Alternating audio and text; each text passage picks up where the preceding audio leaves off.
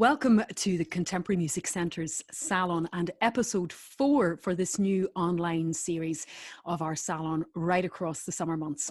And for this episode, a focus on works by composers from Ireland for the flute, solo works for the flute, selected from our collection here in the Contemporary Music Centre and performed by the wonderfully talented Miriam Kaczor. Hi Miriam, great to see you. And you've selected 4 works for this salon performance, and along with hearing Miriam's performances and her performers' insights into the works, we'll discuss them with the composers whose works are being featured. Let's say hello to them. Welcome to John Buckley, Philip Hammond and Rhona Clarke joining us live. And our 4th composer, Solfa Carlile, will join us later in the salon to introduce her work, Dystopia, which concludes the programme. So Miriam, just to come to you first, you've chosen these 4 works to explore in this episode of the Salon. And before we talk about the works themselves, you play a lot of contemporary music and you're a contemporary of a generation, I suppose, of younger composers and have worked very closely with some of them. So I suppose a general question in terms of a performer like yourself who's kind of beginning their career, what attracts you to contemporary music and to working with contemporary composers? Well, I think the first of all, the collaboration aspect and the process being very much alive every time you are part of it. And I was introduced to contemporary music quite early because my first sales teacher, William Dowdle, kind of got me to go to contemporary music concerts in CMC Salons since I was a teenager. It wasn't until I actually started playing it in college that I fully started to appreciate it. The pieces that I've selected for today, I haven't actually collaborated on with the composers themselves, but there were pieces that I really wanted to have in my repertoire, so I thought it was a brilliant opportunity to get to know them really well and get a chance to liaise with the composers on them, so I get to keep them for the future and hopefully like Bill passed on some of these works, a lot of which were written for him to me, I get to hopefully pass them on to the future generations. Yeah, that's a point that we actually explored a little bit in our first salon, Miriam, with Paul Rowe and Marcella Bars as well, that Paul is passing on these works for clarinet and bass clarinet that were written for him to his student Marcella, and as you say, the same for yourself with Bill Dowdall. And lovely that you attended the original CMC Salons, real live salons in the Kevin Barry Room. And also we should say that for you it's the first time through the salon online that you've met some of the composers, that this is the first time. So a special occasion in that respect as well. So John, coming to you about our first work that we're going to hear on this episode, and you have quite I suppose a large repertoire of pieces for flute, and that wouldn't be because you were a flautist yourself. Well, absolutely, of course, Evonne. I have a large repertoire for flute, solo flute, flute concerto, ensemble pieces, and flute with combinations of other types of instruments as well. Writing for flute seems to come more readily to me than perhaps writing for any other instrument, and undoubtedly this is related to the fact that I did play the flute for quite a number of years, never at a professional level and certainly never at a level approaching anything like Miriam can do. And I should also add that I have never written a piece that I'm capable of playing myself. I was at that time, when I was a flautist, interested mainly in playing Baroque music, actually. It seemed more compatible to my fingers than trying to play the rather contorted contours that constitute my own music. Yeah, it's interesting you say the contours. When we think of the flute, sometimes we do think of it as being this very kind of sweet instrument and very lyrical. And I think that's what I found interesting, and what I always find interesting to listen to contemporary flute works, all the different techniques, and we can come back to that as well. But John, I mean, there are techniques in this work that are quite virtuosic because it is coming from the cadenza in your flute concerto. Yes, it's part of an earlier work, a concerto for flute, stroke, alto flute and small orchestra that I composed in 2006 for Miriam's teacher, actually, William Dowdall. This piece constitutes a solo section within that larger work. It's got a new ending so that it can exist as a standalone piece. And of course, I'm always interested in virtuosity, particularly in flute music. It seems to me to be the most agile of instruments, virtually capable of doing anything that the composer's imagination can conjure up. And in this piece, there's certainly a lot of rather rapid passages trying to capture the effect of the brilliance of light in an Irish winter. When we do get sunlight, that is, in midday with the low sun, it can have quite a brilliant effect. So I'm trying to capture that through the brilliance, really, of the playing. I should add, however, that there are no extended or unusual techniques here. These are all just ordinary notes on the flute. It's just the way they're combined and the rapidity with which the gestures evolve, I think, that gives it what I hope is sparkling quality. Absolutely. It certainly does have a sparkling quality for the listener. Miriam, for you as a performer, what kind of drew you initially to this work before we hear it? I heard Bill perform it before. I heard his recording of it, and I just think it's such an iconic piece of music, like the very opening and everything. I think it, along all the other works that I've chosen, could and should be part of the standard solo flute repertoire for any players out there. And yeah, I just think it's great. And I also have a side job or side passion as a photographer, so the whole idea of exploring light and light changes through sound was quite appealing to me. Yeah. Fantastic. Let's hear Miriam Kaczor perform John Buckley's Winter Echoes for solo flute.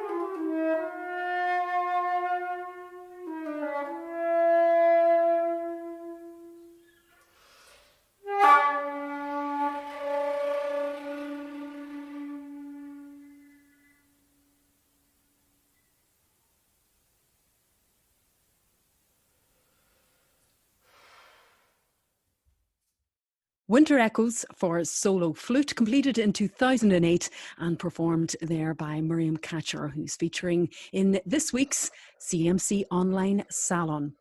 And we move now to your work, Philip Hammond. You're very welcome. Great to see you and welcome to the salon. And this work, Wavespace, I was looking at the score and I was interested, Philip, in the fact that you've kind of very openly say in the score, it is to be interpreted and played very freely. It's sort of characteristic of the music I write that I hate anything being in very strict, tight counting rhythms and one thing or another. I love people to just allow the music to be as if it was almost improvised, and especially in a solo piece like this one, which like a lot of my music has been extracted, shall we say, from a poem or a text. This particular piece comes from a poem by Anthony Glavin, who was of course a piano teacher down there in Dublin at the Royal Irish Academy, as far as I remember, and I knew him fairly well in the 70s when he was poet as well. He's since died, of course, but I've also set other poems, two other of his poems, to solo flute because I love his imagery, and especially in this one, which I wrote way back in 1991, of this beach and not having time to take in all the beauty of it, and that becomes like life itself. You just don't seem to have time. Yeah, it's quite fitting, perhaps at the moment, to have a work on that theme. And I know, Miriam, that you gave quite a bit of consideration to the programme that we're hearing in this salon, because when we spoke about it, well, the country was very much in the grips of the lockdown a few months back when you were making your decisions. And in this work, I when I listened to it, there was something struck me about the kind of tonality of it, Philip. Maybe I'm wrong, but it certainly has a folk feel. But maybe that has something to do with the free kind of the freeness of the playing that you're looking for. Well, I think folk music is basic to all of us, because folk music as such comes from a long tradition in Ireland, and I think we can't help but be touched by the freedom and the improvisatory quality, especially of folk music. I mean, I know there are certain thoughts in folk music. You play exactly what is written on the original Bunting manuscript or whatever, which I don't actually adhere to that one at all. And I've worked a lot with the Bunting manuscripts in writing interpretations, if you like, or modulations of what he wrote down. So I tend to like the feel of music that is happening at that particular time, even though a composer doesn't just, pluck the notes out of the air and then stick them in again into his score. So my particular sense of Wavespace is that Tony's words have an effect on me, and they come out as they come out. And there was no thought of folk music or such, though it is quite pentatonic in many ways. Yeah. And I rather liked that about it. Yeah. Miriam, for you as a performer, is that a gift to see a line like that from the composer? It is to be interpreted and played very freely. Yeah, certainly. Although I think I'm almost, when I was preparing it now, I almost had a fear that I've developed a way of playing it that's kind of just my own, and I was trying to free myself up a little bit more, because it's a piece I've performed quite a few times, unlike the others which I've only learned now. So I was trying to very much kind of push myself away from that, and the not making the freedom seem like it was learned freedom and habitual freedom. But it's really enjoyable to play. So before we hear your wonderful performance, Miriam, I think that you're going to read us the poem which inspired this work by Philip. Yeah, I've got it here. So it's called Deserted Beach in Winter, and it's from a collection called The Wrong Side of the Alps by Anthony Glavin. As though there were time to consider a slow sky, wide seas of wave space clouded with deeps and shallows, gripped sand scarfs coasting the far sad miles to nowhere, while inland a vast halation lifts of the hills in silence, lone lightfall billowing clear across the future, this abandoned moment, and what's past.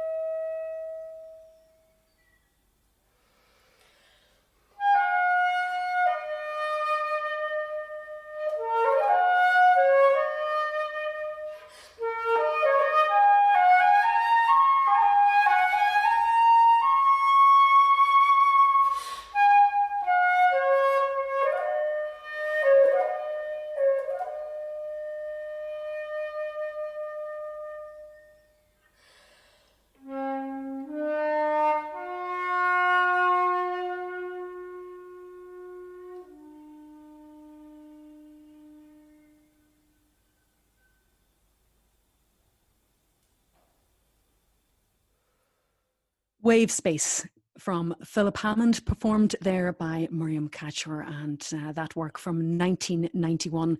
Philip's musical response to a poem, Deserted Beach in Winter, by Anthony Glavin. And we heard Miriam read the poem just before we heard that really intimate performance of that work. And I suppose, Miriam, just to talk about, you know, performance at this time and kind of creating atmosphere and creating intimacy in terms of delivering a performance that, you know, you're not giving to an audience that's right there in the room with you, but of course you're spreading and disseminating, and we're spreading and disseminating it online. How different is that for someone like you who's performed for audiences in the room from such a young age?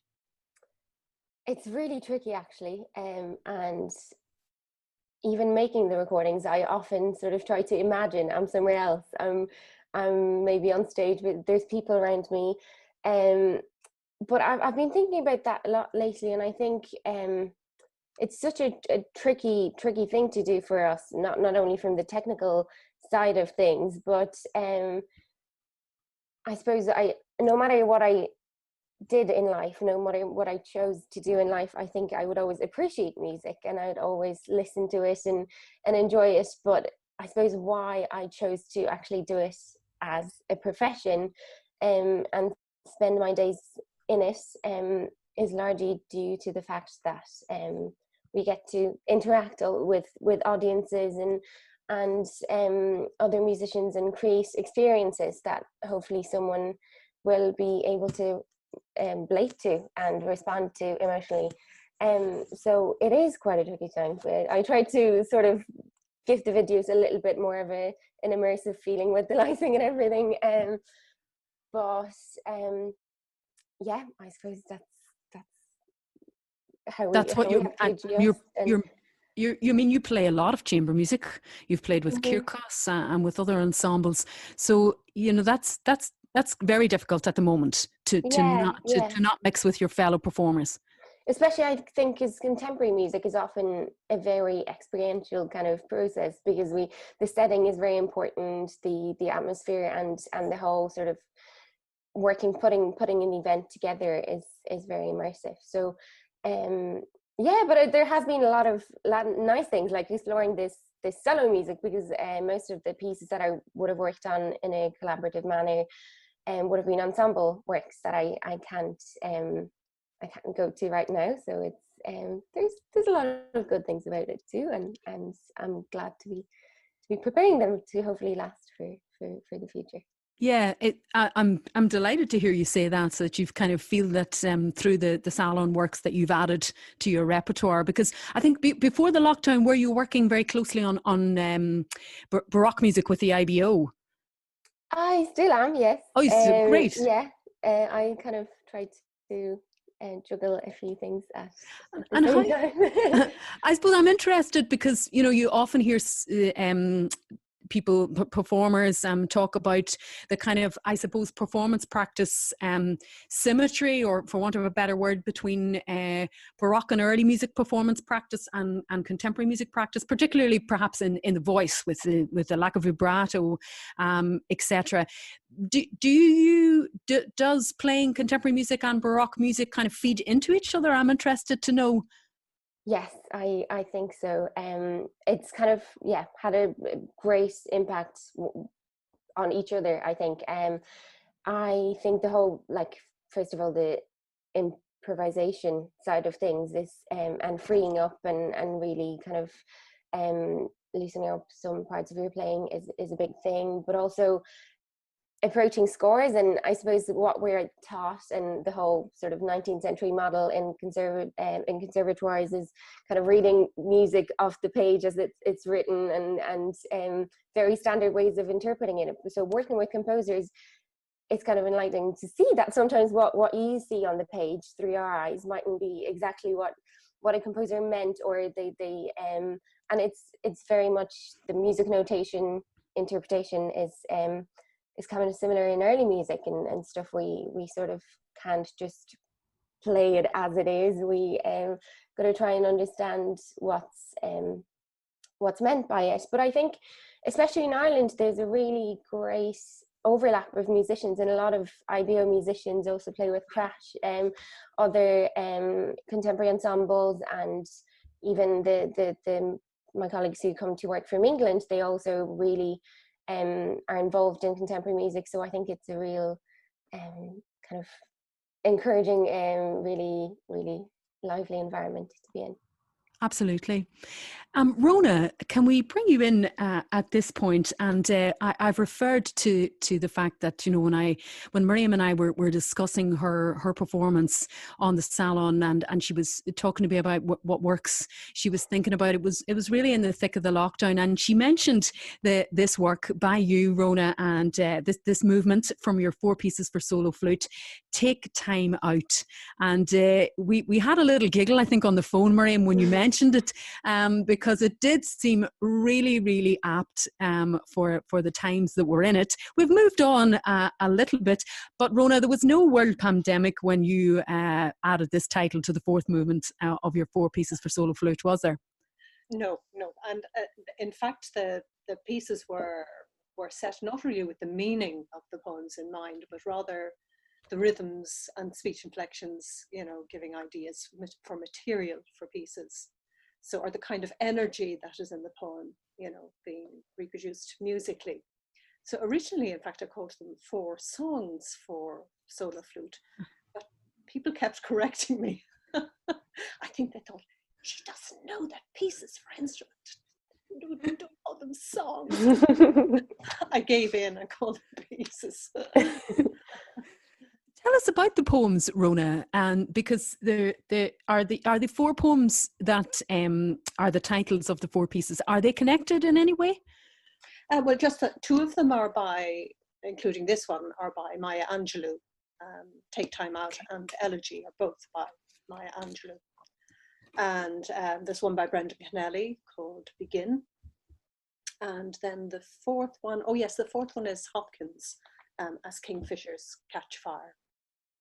So apart from the fact that 2 are by Maya Angelou, no, I just looked for pieces that would give me a kind of rhythmic impetus, really, more than anything else. So again, it's kind of your musical response, like we were talking, like Philip was talking about, your musical response to the text. Yes, but as I said, not the meaning. No. Because in fact, Take Time Out, Maya Angelou's poem is very serious. You know, it's about all the nonsense that goes on in the world with human beings, including war, etc., etc. And, you know, it's really quite serious, whereas the musical piece, I think, is quite lighthearted. Tell us a little bit about some of the techniques that you've used throughout the piece, Rhona. And had you written much flute music before this point? It's a work from 2006. Yes, I'd written not as much as John has, but I'd written some work for solo flute and flute in ensemble and in orchestra as well, of course. So Bill had asked for, you know, a work for solo flute, so I wrote 2 very different ones. This set of 4 pieces based on poems, and it was interesting to hear Philip, because this is very strictly notated. Everything is absolutely notated. What is played, how long it's to be played for, and you know, the even down to the intonation. You know, whether it's a flutter tongue or a, you know, so on. Whereas the others, the other work, were improvisations, so they're notated without strict duration, you know, no stems on the notes, so that they are hugely open to interpretation by the performer. And I found certainly Bill Dowdall plumbed for the strictly notated. He preferred this music which was very definitely notated, as opposed to the ones which had the wide open scope for the performer. That's very interesting. But you mean you gave him the choice, which was very fair, fair of you. Miriam, how did you know of this work? Was it through Bill, and what attracts you to this, to the I suppose the very strict notation of this work? Yeah, it was through Bill, and I thought, well, apart from the title, which I thought was incidentally fitting, it was quite different to the other pieces that I've prepared for this program. So I just think that even musically, it would be a really good contrast, and it would be fun to work on that. I hope my performance is strict enough. I've taken some tiny liberties, I think, so I hope that doesn't disturb from the overall experience too much. So. No, absolutely not. I didn't follow the score closely. That's not really my way of listening, but I very much enjoyed hearing the performance. So let's share that. It's this performance by Miriam Kaczor of the final piece from 4 Pieces for Solo Flute by Rhona Clarke, called Take Time Out.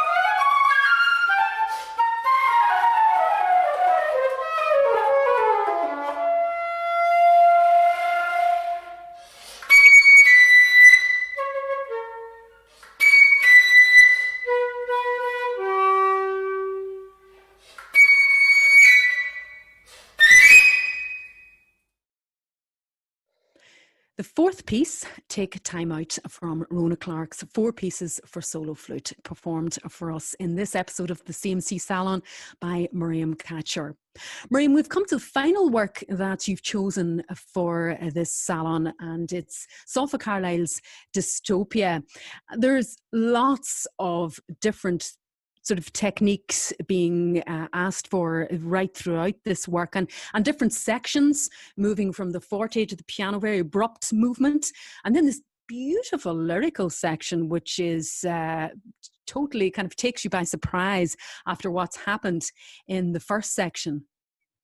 Yeah, I've thought a lot about that, the middle section, kind of the meaning of it in the middle of that piece that's just titled Dystopia, because I suppose the outer movements create so much imbalance, and kind of like as soon as you try to latch onto any pattern or anything, you're kind of really abruptly thrown out of it, and so it's quite a disturbing experience for both the listener and the player, I think. And so how I thought about that middle section was, first, that dystopia can't really be dystopia unless it's juxtaposed with something else. So for a moment you're teleported into that really serene environment. I haven't talked to Solfa about this actually, so I might be totally wrong, but also it's not quite serene, so I think it could be just a different kind of dimension of a dystopian experience, because it's very beautiful, but there's a kind of an underlying uneasiness in everything, and yeah, and that sense kind of like you're stumbling upon an abandoned house, and there's kind of just the only thing that's present is the wind in it. So it's kind of an unsettling, even though it's really beautiful. Yeah. So. And the kind of creation of the kind of unsettling, especially I suppose in those outer two sections. Can you talk us through some of the techniques that are in the work? Sure. So I think rhythmically first, it creates a lot of imbalance, because it constantly goes through from triplets to quadruplets, quintuplets, sextuplets, and so on. But there's some floaty tongue and really quiet whisper-like playing, and it's not too heavy on extended techniques. They're kind of just thrown in there, and at the very end there's a bit of slap tongue and some note bending. So yeah, they're very kind of really tastefully inserted, but it's definitely mostly conventionally notated. Yeah.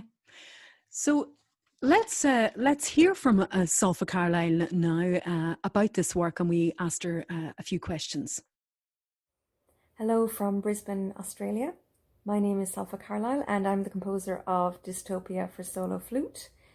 As you can imagine, with the 9-hour time difference, it was a little bit difficult to coordinate a Skype interview. So instead, I've decided to just give a kind of introduction to the piece in my own words, and hopefully give a little bit of insight into the compositional process and influences around writing the piece.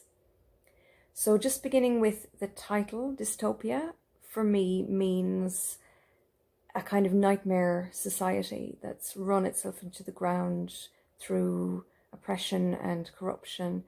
And musically, I wanted to represent this with two kind of warring musical ideas. So it starts off with this bubbling, kind of low, sinister texture that represents the overriding misery and oppression. And gradually you get these sporadic accented notes that become more and more frequent at the other end of the instrument's range. And it gives the impression of something trying to kind of escape or emerge from the texture. And what escapes is this central lyrical free melody that has its moment to breathe before that initial kind of apprehensive element starts to filter back into the texture. And then it builds to this final battle, and there's a kind of a musical struggle between all these ideas, and you get this punchy ending. So it is kind of a showpiece, and hopefully it does show off the musician's technical aptitude as well. It does require a very skilled flautist to perform this piece. I'm a flautist myself, I would say, of dubious ability, so I can all the more appreciate when musicians like Miriam perform this piece and the work that goes into the interpretation and just the learning of the piece. I originally wrote this piece for Chris Hankin, who's an English flautist who performed it in 2010 at the Anaheim Flute Convention. And Christine didn't inform the compositional process that much. She just let me have free rein, and then she luckily, was technically skilled enough to handle that element of the piece. The Irish premiere in 2013 was by William Dowdall, who actually did inform the writing of the piece, in that he added that final high E at the end, which, not every flute has the capacity to produce that high note, but not every performer can pull that off. So it really is a testament to the musician's skill that that element of the piece is carried off. And all the flautists that have tackled this piece have mastered really those technical elements and gone on to perform it again and again, which means it's one of my most performed pieces. So that's something that I'm very grateful for, that it's getting more airings as well. The writing for solo instrument, that was something that was a challenge, and I think that's why this piece has turned out as a kind of battle of musical textures, because you don't have that parameter of harmony necessarily to explore as you would have if you were writing for ensemble or orchestra. So there's a sort of implied harmony in the lyricism of that midsection. There isn't a very clear tonal center, so it's open to the listener's interpretation, and that freedom is something that gives the piece an advantage, really. The extended techniques and so on, there isn't that much by way of extended techniques. I have used a little bit of flutter tonguing and harmonics, and it's mainly about the kind of melodic struggle. So melody and pitch is a very important feature of the piece. So that's the rundown of really the musical elements and the process of those two initial performances in America and in Ireland. And I suppose I'd just like to say thank you very much for supporting and listening to new music, and hopefully you enjoy this piece as well as the rest of the programme. Thanks. Let's hear this performance by Miriam Kaczor of Solfa Carlile's Dystopia from 2010.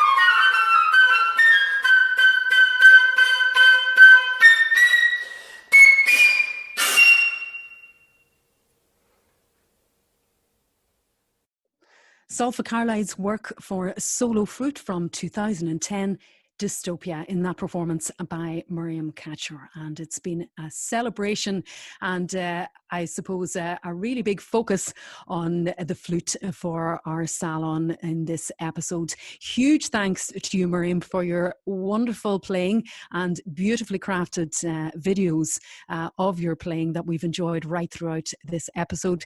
Thanks to Rhona, Clarke, to Philip Hammond and to John Buckley for joining us and Solfa Carlile to share their insights into their works for solo flute. And if you're interested in finding out a little bit more, even more about what flute works are on the shelves of the Contemporary Music Centre, you can visit our online feature Through the Digital Door from a few weeks back, which is all about works for the flute in our library. And please join us next week for our next salon, which features Xenia Pestova Bennett in works for piano and toy piano. And full details of that salon are on our website, cmc.ie, and also through our social media channels. Thanks for joining us.